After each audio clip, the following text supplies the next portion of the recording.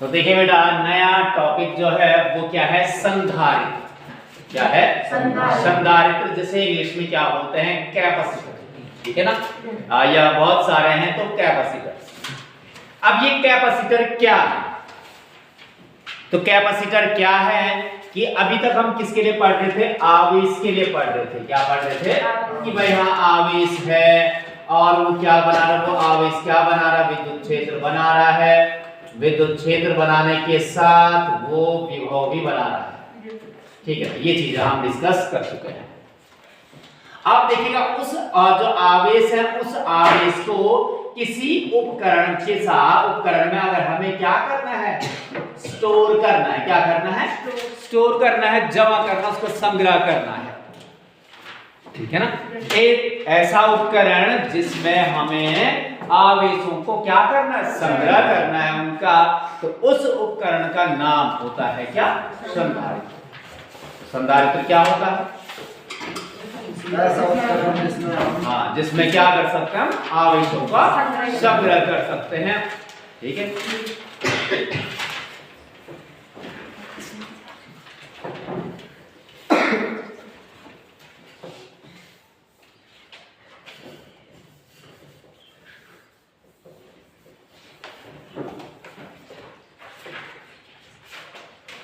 तो देखिएगा जो संधारित्र है, संधारित्र ऐसा उपकरण है, यह युक्ति है जिसमें आवेशों का संग्रह, या अब आवेशों का संग्रह, या हम कहें बहुत सारे आवेशों का संग्रह, या विद्युत ऊर्जा, इलेक्ट्रिकल एनर्जी, विद्युत ऊर्जा को संग्रहित कर सकते हैं। ठीक है, इसको क्या कर सकते हैं, संग्रहित कर सकते हैं। ठीक है, जो क्या है, कैपेसिटर है, जो कैपेसिटर इज एन इंस्ट्रूमेंट, या sorry device, is a device, एक डिवाइस है, और जिसमें स्टोर चार्ज को, मतलब आवेश को, और विद्युत ऊर्जा का मतलब इलेक्ट्रिकल एनर्जी को क्या किया जा सकता है, स्टोर किया जाता है। संग्रह का मतलब स्टोर करना, जमा करना। ठीक है, कर सकते हैं। तो देखिएगा, जो आवेशों का जो संग्रह है वो हम कैपेसिटर में कर सकते हैं। जो कैपेसिटर होते हैं, जो संधारित्र होते हैं, वो कैसे बने होते हैं? जो संधारित्र हैं वो दो समांतर प्लेटों के रूप में हो सकते हैं। ऐसे दो समांतर प्लेटें, ठीक है ना, इस पर कुछ विभव लगा दिया, इस पर क्या लगा दिया, कुछ मतलब सॉरी विभवांतर लगा दिया, V वोल्ट है मान के चलिए। तो इसमें क्या होगा, इन प्लेटों में मान के चलिए एक में धन आवेश हो रहा है और दूसरे में ऋण आवेश, इनमें संग्रह हो जाएगा। ठीक है ना, या हम कहें कि इस तरीके से सिलेंड्रिकल हो सकते हैं, या क्या हो सकते हैं, बेलनाकार हो सकते हैं। ठीक है, बेलनाकार का मतलब है कुछ इस प्रकार से, एक सिलेंडर ये है, कॉन्सेंट्रिक बोलते हैं इनको, एक ही केंद्र वाले और एक बाहर वाला।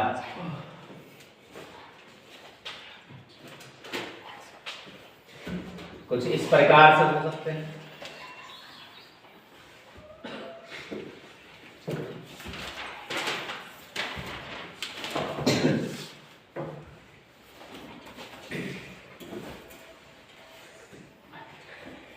इस प्रकार से देखिए, अंदर वाला क्या, कोई मान के चले अंदर वाला धन आवेश का क्या कर रहा है, संग्रह कर रहा है, और बाहर वाला ऋण आवेश का संग्रह कर रहा है। ठीक है, तो इस प्रकार से क्या हो सकते हैं, संधारित्र हो सकते हैं।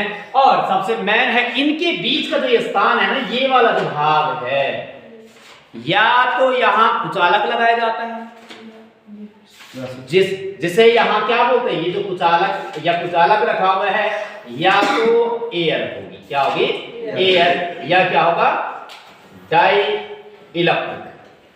Electric medium.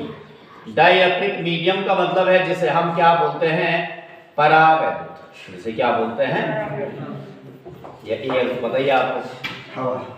ठीक है, वाय या वाय होगा या कोई माध्यम होगा, परावैद्युत माध्यम होगा, या इंग्लिश में से क्या बोलते हैं, डाइलेक्ट्रिक मीडियम बोलते हैं। ऐसे इनके बीच भी होगा, जो दो प्लेटें अगर वहां पर हैं या ऐसे बेलनाकार अगर है तो उनके बीच या तो डाइलेक्ट्रिक होगा या तो क्या होगा, एयर या खाली है। ठीक है, तो खाली है। तो इस प्रकार से क्या होंगे, कैपेसिटर्स होते हैं। समझ में आया? अब कैपेसिटर है, हमने ये पढ़ा कि ये क्या करते हैं, आवेशों का संग्रह करते हैं। आवेशों का संग्रह करते हैं। मान के चलिए कि हम इस रूम की बात करें, अभी तो तुम जितने बैठे हो, और अगर हम कहें और सारे बच्चे आएंगे तो इस रूम की भी अपनी क्या होगी, क्षमता होगी। अपनी क्या होगी, क्षमता होगी। मान के चलिए हम यहाँ कहें भाई 80 बच्चे बैठ सकते हैं, ठीक है ना, और 80 से ज्यादा जैसे 100 आगे तो बैठ सकते हैं, नहीं बैठ सकते हैं। तो देखिएगा क्षमता है इस कमरे की बैठने की। तो ऐसे ही देखिएगा ये जो संधारित्र हम पढ़ रहे हैं ये आवेशों का संग्रह कर रहा है, तो बेटा इसकी भी अपनी क्या है, क्षमता है। आवेशों को संग्रह करने की क्षमता है। उस क्षमता को क्या बोलते हैं, धारिता। क्या बोलते हैं, धारिता। इसकी जो कैपेसिटी है, इसकी क्या है, कैपेसिटी, क्षमता है। तो उसे, इसका मतलब जितना इसमें क्या होगा, आवेशों का संग्रह होगा। ऐसा नहीं कि हाँ कितना भी आवेश उसमें संग्रह होगा, नहीं, उसकी अपनी एक क्या होगी, क्षमता होगी। उसकी अपनी क्या होगी, क्षमता होगी। तो जिसे क्या बोलते हैं, धारिता, और इंग्लिश में इसे बोलते हैं कैपेसिटेंस। क्या बोलते हैं, कैपेसिटेंस। ठीक है ना। तो देखिएगा क्या होगा, जो संधारित्र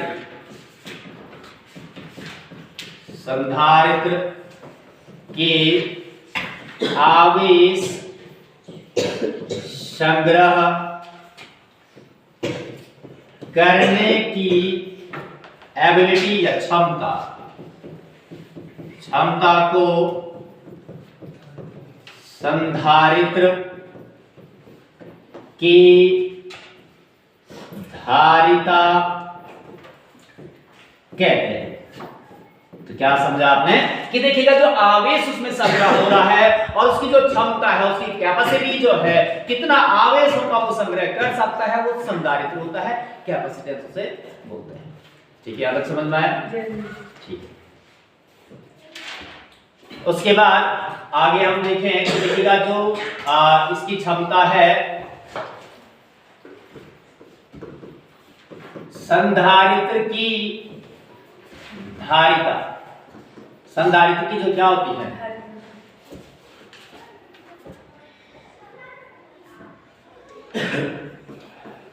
धारिता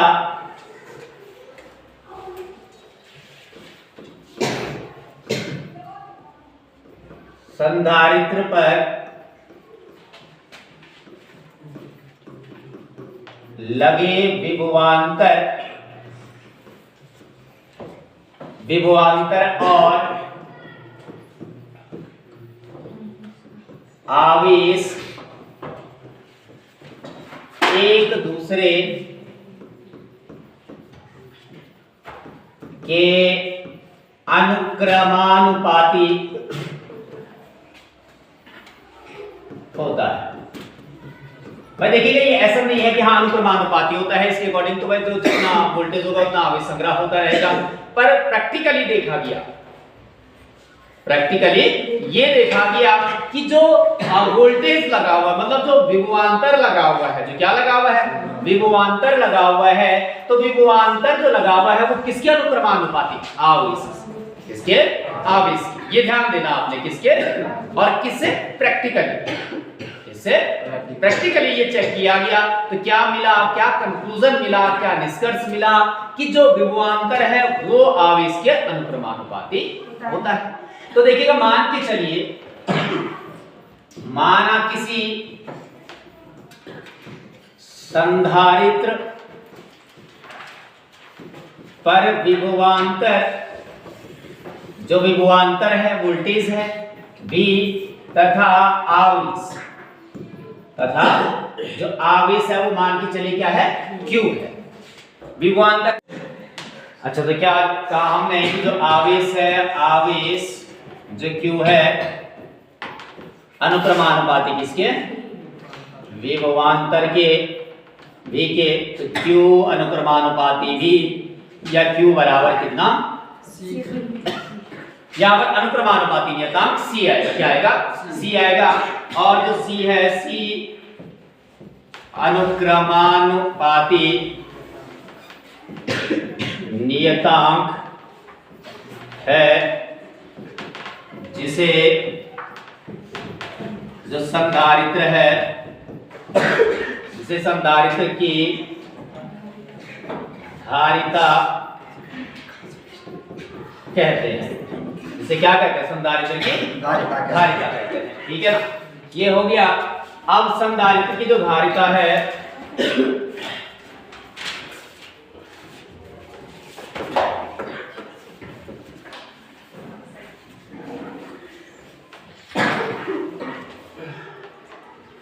इसके बाद, अब संधारित्र की धारिता के बाद अब आता है कि देखिएगा Q बराबर हमने पढ़ा C और E, तो जो धारिता है उस धारिता का मान क्या होगा, Q बराबर CB है तो CV बराबर Q होगा ना, या C बराबर कितना, V तो गुणे में है, Q बटे कितना होगा, तो कुल मिलाकर कहें जो धारिता है, धारिता का जो मान है वो कैसे निकालेंगे, धारिता जो C है उसका मान निकलेगा Q का मतलब है आवेश, और आवेश बटे V का मतलब विभवांतर। जो समांतर प्लेट वाला भी संधारित्र है मान के चलिए, तो उस प्लेटों पर कितना विभवांतर लगाया गया है, ठीक है, ये है।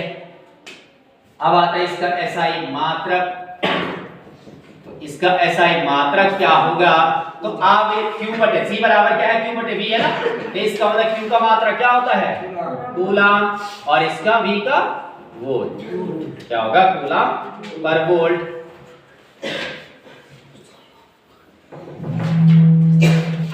कूलम पर वोल्ट, या इसी को देखिएगा कूलम पर वोल्ट को क्या बोलते हैं, इसको बोलते हैं फैरड, क्या बोलते हैं, ये फैरड है भाई, क्या है, ठीक है ना।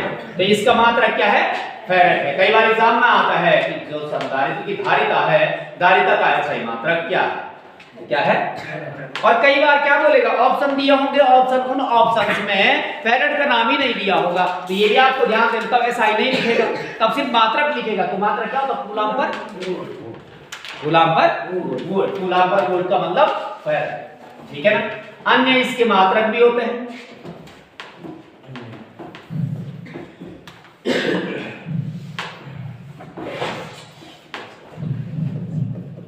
अन्य मात्रक देखिएगा, फैरड बड़ा मात्रक है इसका, और इसके छोटे मात्रक हैं, और इसके छोटे मात्रक हैं।